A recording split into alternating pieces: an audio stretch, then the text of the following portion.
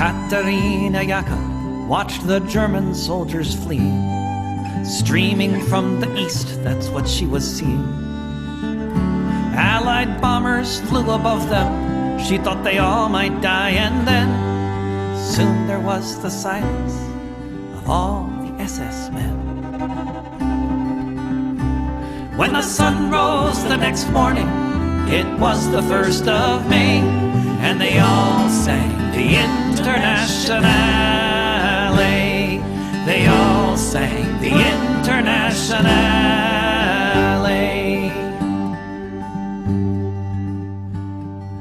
Katerina Yaka saw red flags flapping in the breeze above the Russian tanks, and she fell upon her knees. And so many different voices in so many different tongues sang the most beautiful song that could ever have been sung. In German, Lithuanian, in Polish and in Dutch, a myriad of melodies as never had been such. In Russian and in Yiddish, Italian and French, emerging from the forests beneath the trench. When the sun rose the next morning, it was the 1st of May, and they all sang the Internationale. When the sun rose the next morning, it was the 1st of May, and they all sang the Internationale. They all sang the Internationale. Völker hört die Signale auf zum letzten Gefecht. Die Internationale erkämpft das Menschenrecht. Völker hört die Signale auf zum letzten Gefecht. Die Internationale erkämpft das Menschenrecht.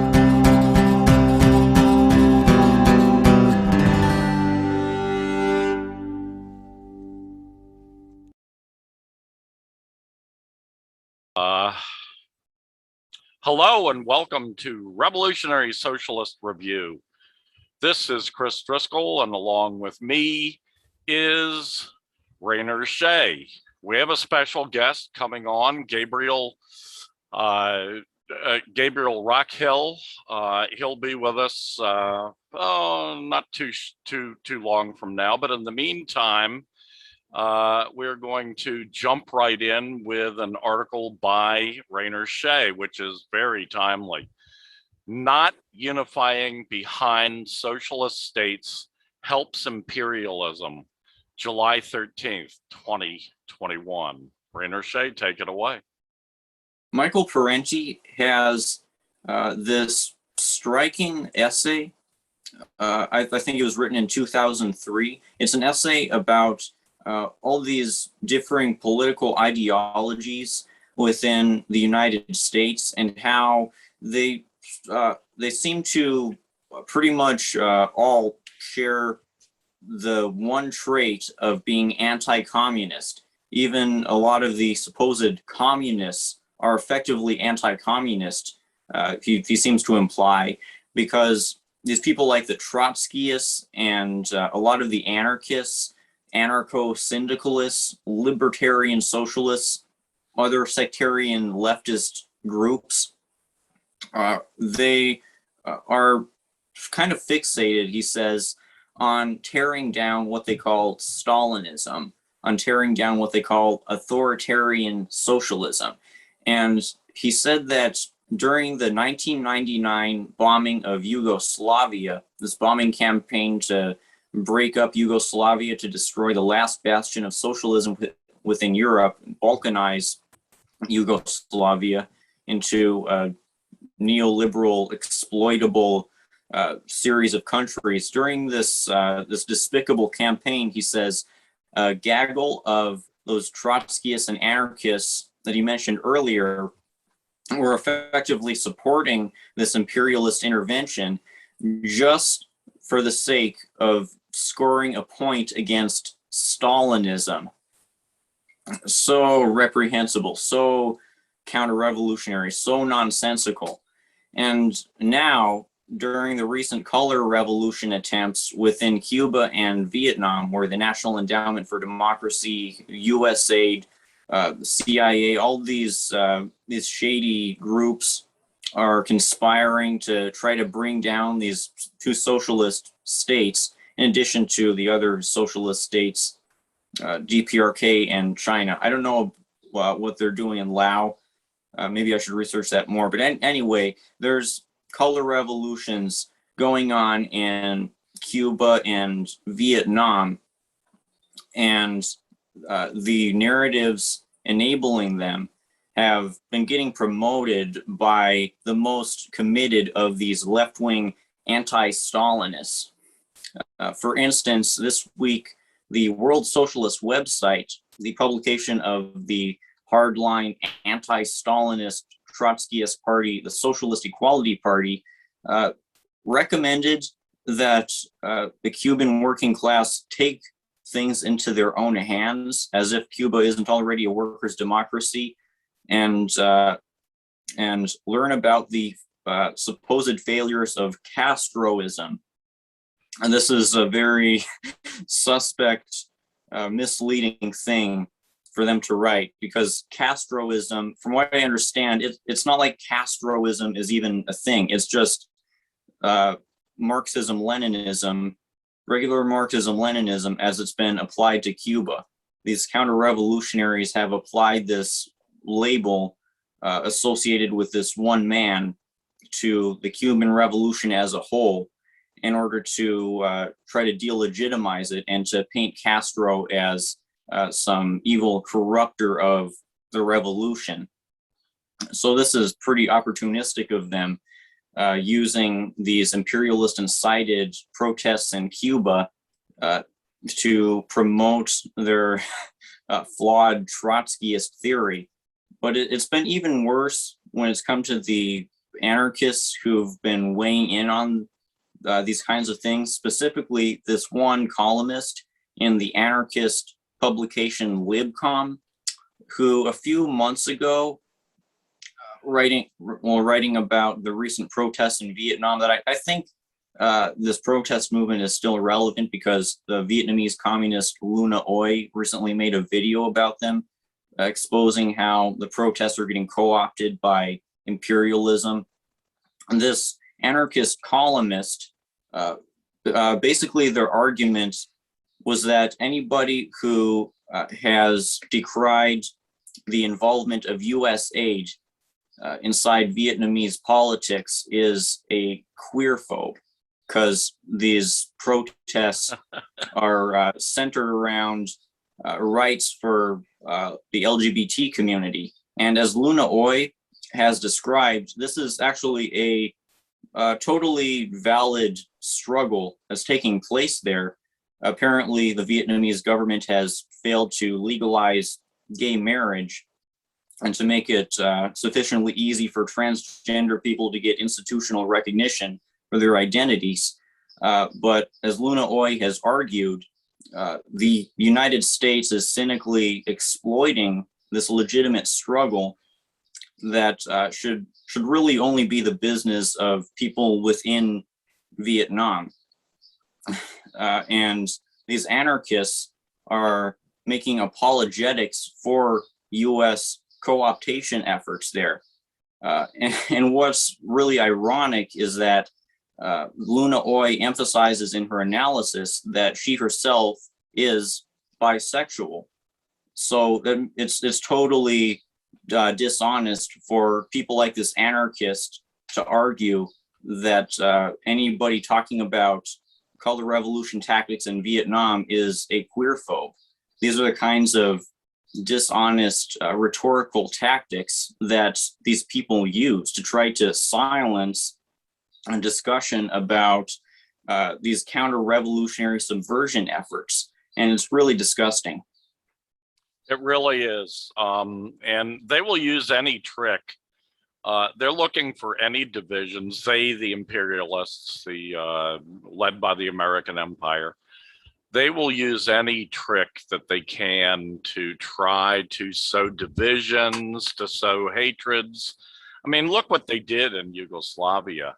Starting in 1983, they sent the CIA in. The CIA would do a hit, murder somebody. That somebody might be a Bosnian Muslim person. And then they'd run around the neighborhood with their little minions, their little CIA agents that they had hired to do this operation. And they'd spread the rumor that all the Serbians who religiously, if they're religious, most of them weren't, most of them were good communists at that back then, but they would spread the lie that the Serbians hated Bosnians and hated Muslims and that they were out to kill all the Muslims. Well, that spreads an enormous amount of fear. That, unfortunately, in Yugoslavia was an extremely effective tactic. Since then, they've come up with their color revolutions, which have in the past also been effective in a few cases, not so much in Syria as an example of one failed color revolution where they tried to bring down the socialist Ba'ath government of Bashir al-Assad in Syria. Yeah, so the fact that they're continuing to attempt to do this in Cuba with really pathetic results. I mean, I've seen the pictures, you know, the communist demonstrations that have come out since last Sunday in Cuba have been tremendous. I mean, tens, hundreds of thousands of people probably. I can't only judge by the pictures, but the pictures show tens and tens and tens of thousands of people, whereas the pictures of the counter-revolutionary terrorists who are protesting in Cuba that you see on MSNBC and CNN and Fox News and in the Washington Post and the New York Times and the Wall Street Journal, they show hundreds of these counter-revolutionary terrorists at most. So you can see that Washington's most recent attempt at color revolution is failing miserably. The Cuban people aren't buying it. Americans are buying it only because Americans typically are not seeing the counter protests, the protests against the terrorists, against the Washington sponsored anti-communist terrorists in Cuba. All Americans are seeing is the pictures of those terrorists. And, you know, they're saying, oh, they're peaceful demonstrators. Well, we know from the past, these are not going to be peaceful demonstrators. They will do whatever they can to sow havoc, to sow chaos, to murder and pillage and destroy. We've seen it over and over again. We saw it in Hong Kong last year. We've seen it over and over again whenever Washington is up to its dirty tricks. So, yeah, absolutely, Rainer. Absolutely. Anything else on that? No. It's a very timely article. Hope people will read it. We'll have links to that and many other great resources in the description below this video. Next on the list, not unifying. Oh, we already did that. So get my head on straight. Washington's ever-expanding global mercenary death squads, July 12th, 2021, Rainer Shea. There's this reality about Afghanistan that the headlines are not telling you, which is Biden is keeping intelligence operatives, special operations forces, and most of all, private mercenaries within Afghanistan. Actually, he's privatizing the war by replacing the official troops with private mercenary contractors, continuing a decades-long trend of privatizing America's wars. This is pretty common for dying empires. And Trump's decision last year to pardon the Blackwater contractors who had been convicted of massacring defenseless Iraqi civilians in Fallujah, I think it was, is an ominous sign, to say the least, because this has created an environment of unprecedented impunity for these mercenary contractors to commit horrific war crimes as they go about in places like Afghanistan.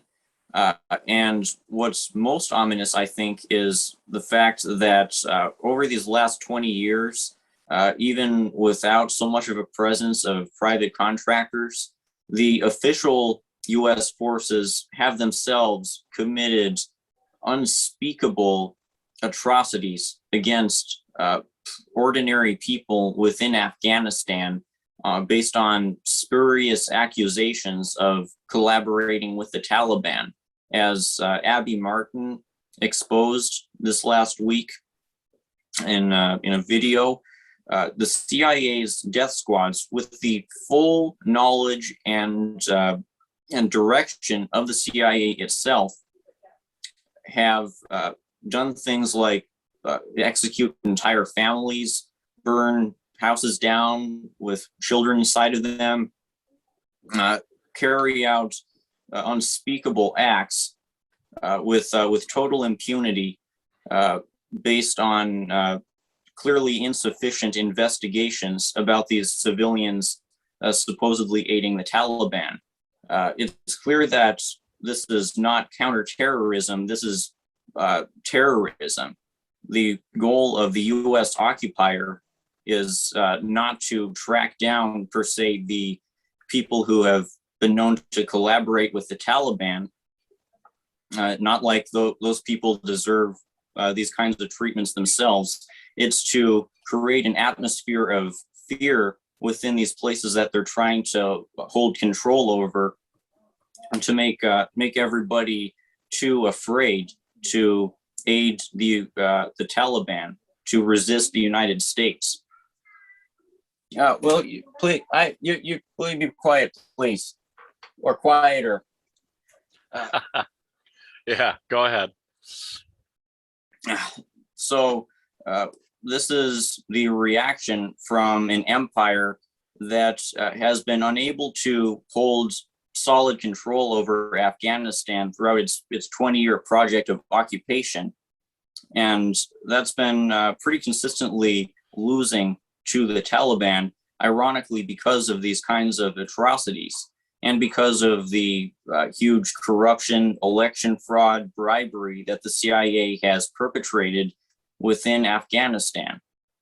The locals within these places have been aiding the Taliban precisely because it's their only alternative to this campaign of terrorism that Washington is carrying out against their communities.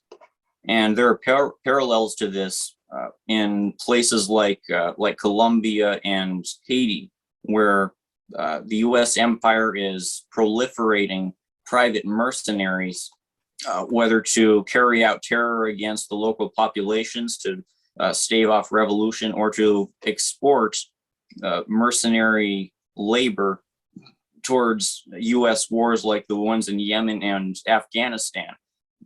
And what's so alarming about Biden's privatization of the Afghanistan war is that it's really a combination of two factors that have been allowing U.S. forces, or U.S. backed forces, to act with impunity.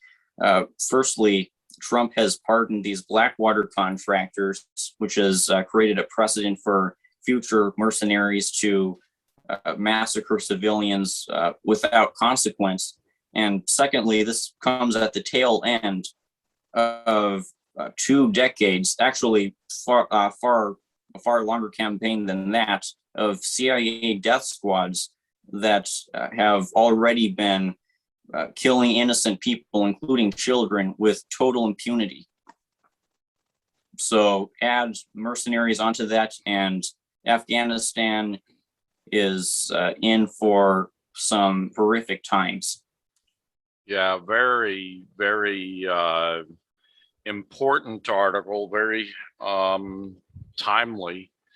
And it's important that people know about this. It's important that people begin to know about the MO of organizations like the CIA, which is and has always been since 1947 when it was created, one of the major instruments of American imperialism, one of the major instruments, how they surreptitiously and stealthily and secretly outside of their area of impact, how they secretly impose their will on more than 100, probably about 130 is my estimate, different countries in the world today that really make up the American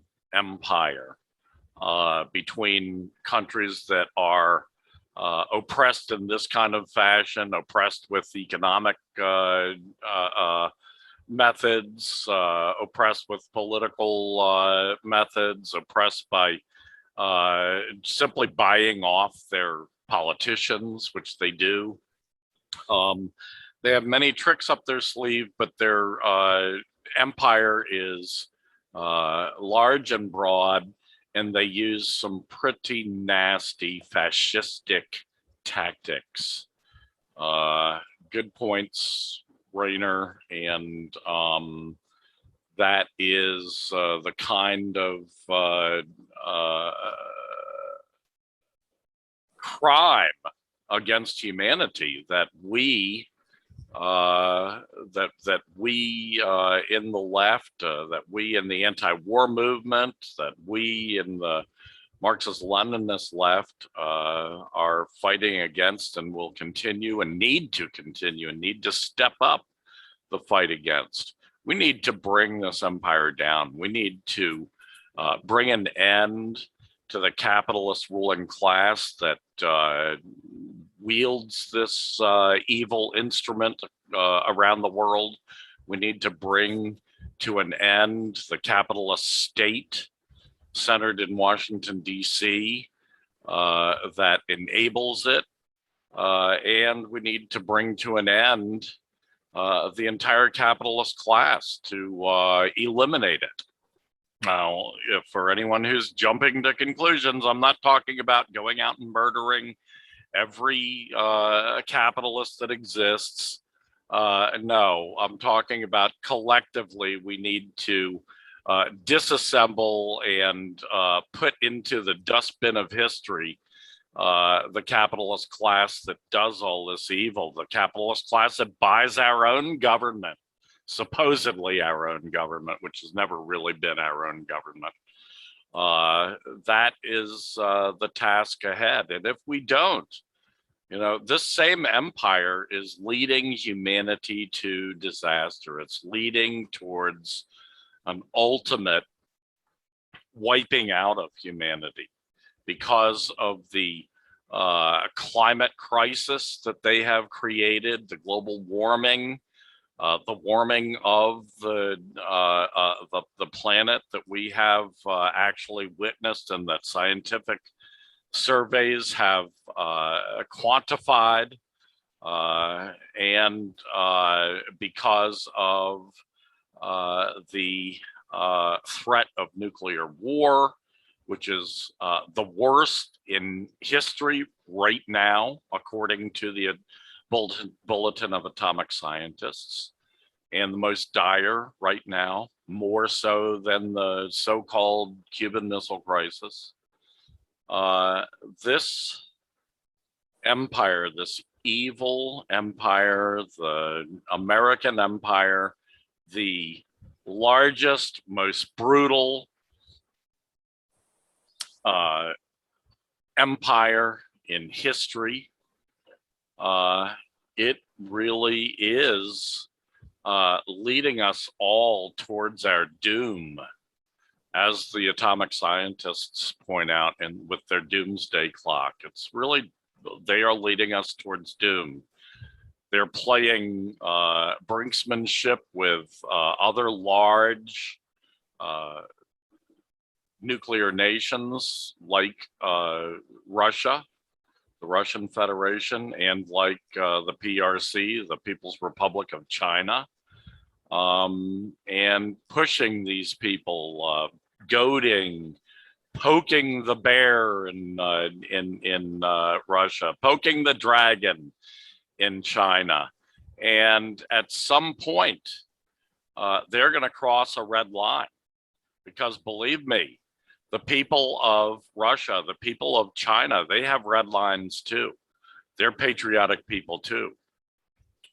They're people who will defend their own countries and will use their nuclear deterrent to warn off the evil empire, the American empire. So we are really, really, we're headed for disaster unless we can figure out a way. And that's the wonderful thing. Marxism-Leninism has figured out a way to bring this evil empire down, and has in the past brought evil empires down, and has been successful at replacing them with socialist, democratic people's states that represent the people, that are run by the working class, the peasantry, the working folks of other countries. They've done that. They did that in Russia in 1917. They did that in China in 1949. They did it in Cuba in 1959. Since then, they've done it in other places. They did it in Nicaragua in 1979. They did it in El Salvador in the late 70s. They did it in North Korea and Laos and Vietnam. In Vietnam, they were up against the entire might of the evil American empire, and yet they beat them back, not without huge cost. If you watch Luna Oy, what she just mentioned a little while ago, she does a stupendous job of showing us a part of the huge damage that these imperialists did to Vietnam when they were attempting to they did invade, but when they were attempting to overcome the Vietnamese people. The Vietnamese people, they've got to go down in history as some of the most valiant, courageous, incredibly tenacious people ever. And they beat back Washington. They beat back the evil American empire. So yeah. Okay, let's move on to the next subject, which is US empire stokes Uyghur terror in Afghanistan with an eye on China. July 11th. Also, Rainer Shea. Rainer Shea is our spokesman of the day. Go ahead, Rainer. Sorry. In this last year, something odd has been happening in Afghanistan. First, the Trump administration decided to take the East Turkestan Islamic movement off of the U.S. terrorist watch list because there was supposedly a lack of evidence that it's a terrorist group. And then since then, the ETIM, this Uyghur terrorist organization, it's obviously a terrorist organization, has been undergoing a great rise in its manpower, in its financial resources, in its logistical resources, in its weaponry. I have yet to see direct evidence that the United States is funding it, but I wouldn't be surprised because something exactly like this happened in the 1980s in the previous Cold War, where the United States funded the group that would go on to do 9/11 in order to counter the Soviets. So let's see where we'll be 20, 30 years from now. So this Uyghur terrorist group is clearly being aided by the United States, if not in direct providing of weaponry and funding, at least in terms of narrative, because the United States has clearly been enabling the rise of this group simply by refusing to recognize it as a terrorist group and to fight against it. So there's this rise of this Uyghur terrorist group that is really reflective of a statement from former Army Colonel Lawrence Wilkerson from a few years ago, who speculated that the United States is going to use Afghanistan as a launching pad for inciting the Uyghur separatist movement and for trying to destabilize China. Clearly what's going on is an attempt to revitalize the terror campaign within Xinjiang that was successful for decades, but in these last several years has failed to produce any new terrorist attacks within Xinjiang because of China's de-radicalization program. The United States does not like this. Every day, the CIA is hoping that its agitation propaganda about a supposed Uyghur genocide and its aiding of this Uyghur terrorist group are going to produce a tipping point that reintroduces the tragedies that used to regularly occur within northwestern China.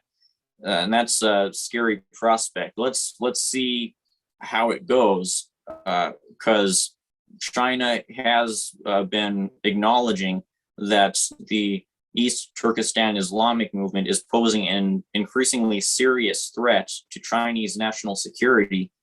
And I don't know how it's going to go, how successful the imperialists are going to be. Is China going to have to militarize the border with Afghanistan? Is China going to need to intervene within Afghanistan? Where is it going to go? Good questions. Yeah, it strikes me too. From China, I mean, the China's new Silk Road, China, what's been called the Belt and Road Initiative, Belt and Road Project. The jumping off point from China into the rest of the world is Xinjiang. And the American empire has done a lot already. They've tried to disrupt the Belt and Road Initiative. What is the Belt and Road Initiative? We should say that for those who aren't familiar with it, but it's a massive infrastructure project, the largest in history, 20 times larger than the Marshall Plan after World War II, aimed at extending railroads, roads, pipelines, sea lanes, to throughout Eurasia, throughout Africa, and over into South America and Central America. And they would like to extend it even, through Russia, across the Bering Strait into America, if America would cooperate. But of course, America will not the current kind of incredibly fascist and imperialist America of today.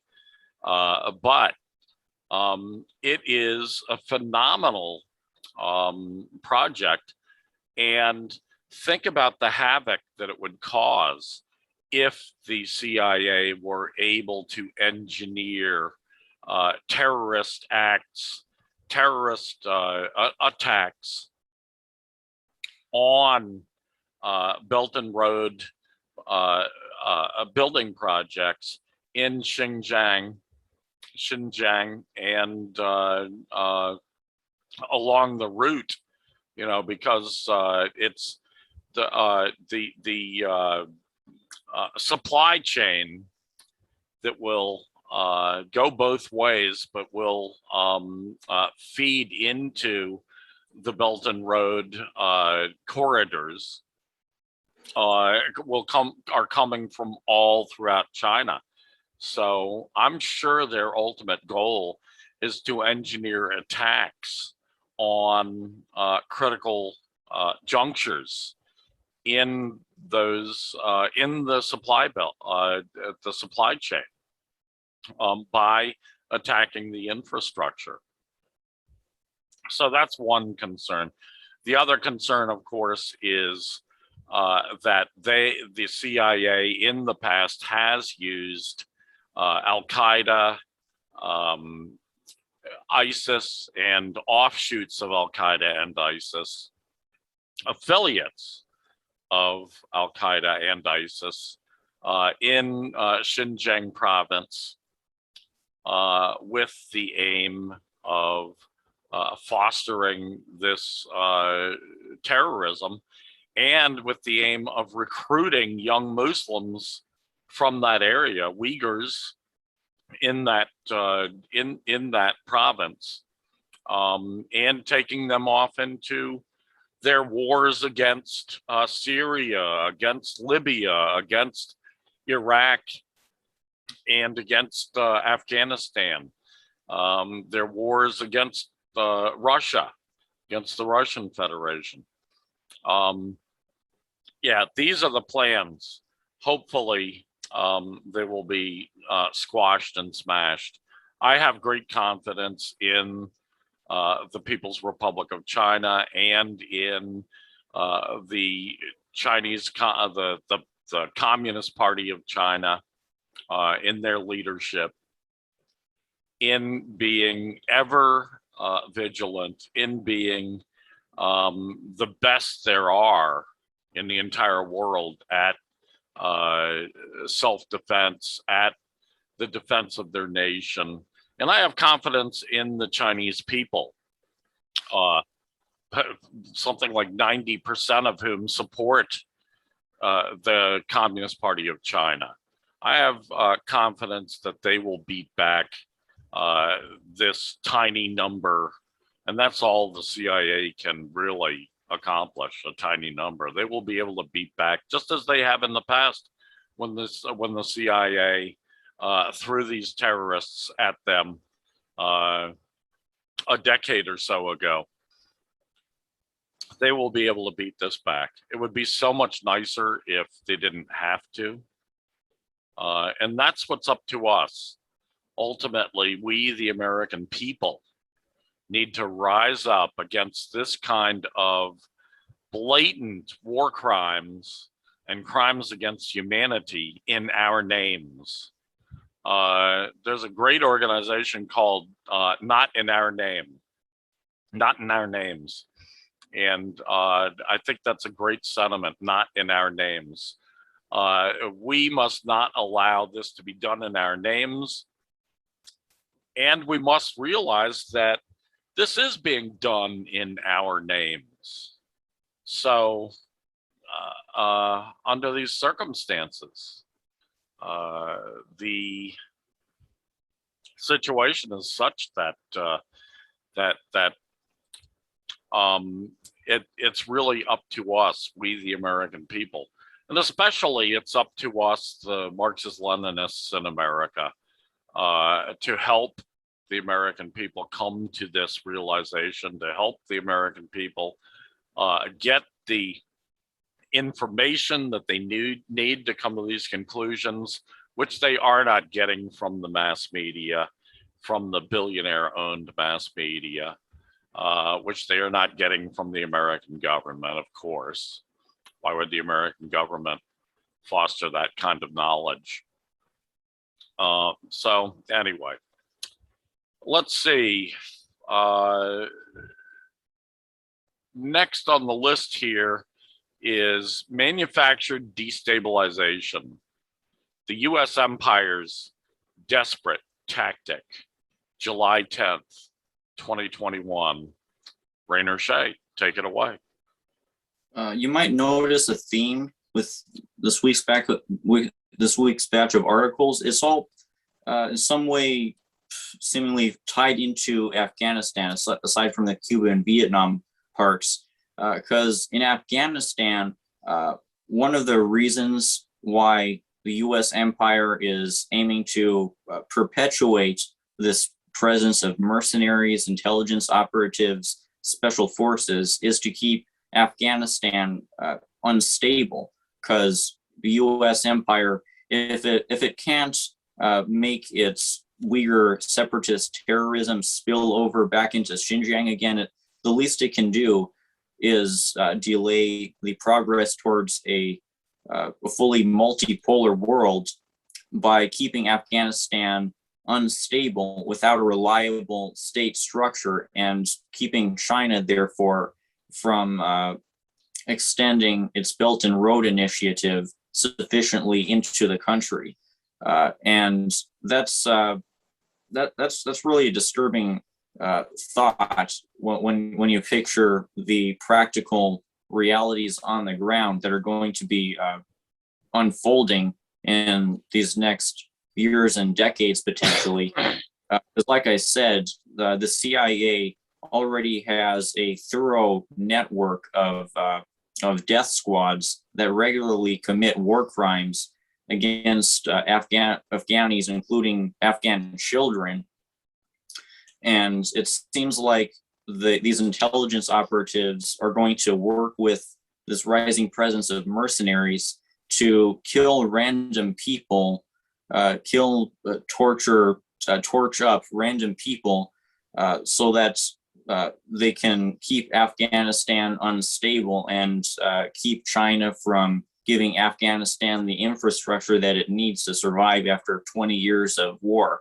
This is really a despicable project that they're carrying out, and they're trying to carry it out right under our noses as Biden and his media enablers claim that the Afghanistan war is ending. The Afghanistan war is not ending.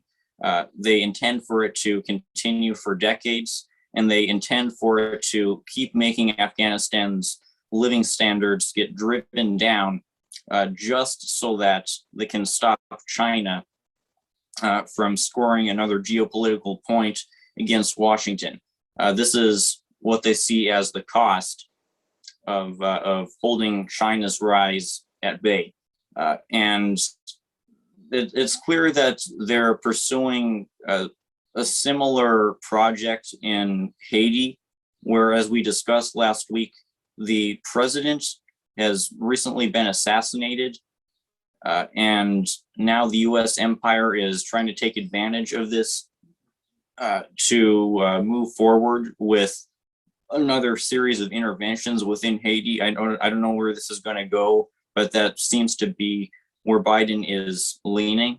And what's interesting is that Colombian mercenaries have been accused of carrying out this assassination of the dictatorial former president of Haiti. If this is the case, it's clear that Washington has gotten its mercenary proxies in Colombia to assassinate a leader who, even though he served neocolonial interests, it's clear that he was very unpopular and was therefore an inconvenience to the U.S. empire. So now it's possible they've just killed him off so that they can have an excuse to intervene amidst gathering further unrest within the country. So that this might be another case of the U.S. manufacturing destabilization within a country for the sake of stopping the rise of revolutionary movements. These are the kinds of tactics that the U.S. empire is increasingly going to be carrying out around the world. The tactic that they used in Libya 10 years ago of totally destabilizing a country just for the sake of scoring a point against the forces of anti-imperialist revolution.